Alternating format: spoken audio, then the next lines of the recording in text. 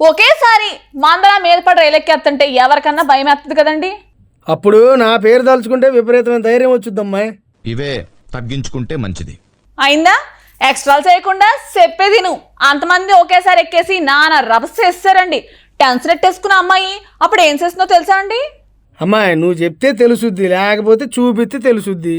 అంతేగాని నీ అంతటి నువ్వు మాత్రం తెలుసుకొని ఉంటావు అంతేనా? ఈ అబ్బాయితో ఎప్పుడు ఉండేదే కానీ మీరు మాత్రం అక్కడ ఏం జరిగిందో చూసండి మరి.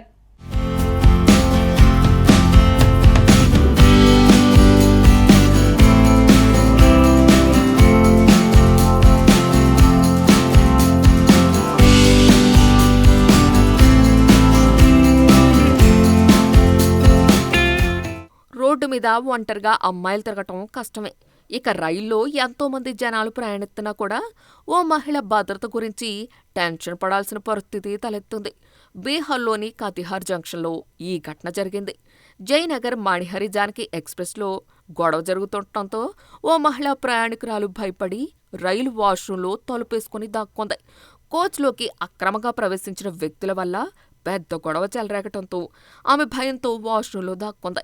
రైలు కతిహార్ జంక్షన్లో ఆగిన సమయంలో ఈ భయంకర పరిస్థితి ఎదురైంది. ఈ ఘటన ఆలస్యంగా వెలుగులోకొచ్చింది.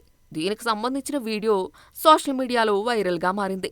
రైలు కతిహార్ జంక్షన్లో ఆగినప్పుడు దాదాపు 30-40 మంది యువకులు అరుస్తూ ఒకరినొకరు తోసుకుంటూ బలవంతంగా రైలు బోగిలోకి దూసుకెళ్లారు. ఆ సమయంలో వాష్రూంలో ఉన్న ఆ మహిళ ఇదంతా చూసి భయపడింది. తలుపు వద్ద జనం కిక్కిరిసి ఉండటంతో ఆమె బయటికి రాలేకపోయింది. భయంతో వణికిపోయిన ఆమె తలుపు వద్ద శబ్దాలు విని చాలా భయంగా ఉందంటూ వాష్రూంలోనే ఉండిపోయింది. ఆ క్రమంలో అక్కడ జరుగుతున్న తతంగాన్ని వీడియో తీసింది. ఆ మహిళ వెంటనే రైల్వే హెల్ప్ లైన్ నంబరు 139కి కాల్ చేసి సహాయాన్ని కోరింది.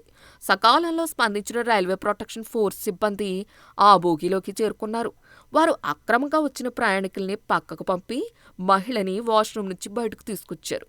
చివరికి ఆర్పీఎఫ్ సిబ్బంది ఆ మహిళని వాష్రూమ్ నుంచి సురక్షితంగా బయటకు తీసుకొచ్చి ఆమె సీటు వద్దకి చేర్చారు. మహిళ ఈ వీడియో సోషల్ మీడియాలో అప్లోడ్ చేసింది.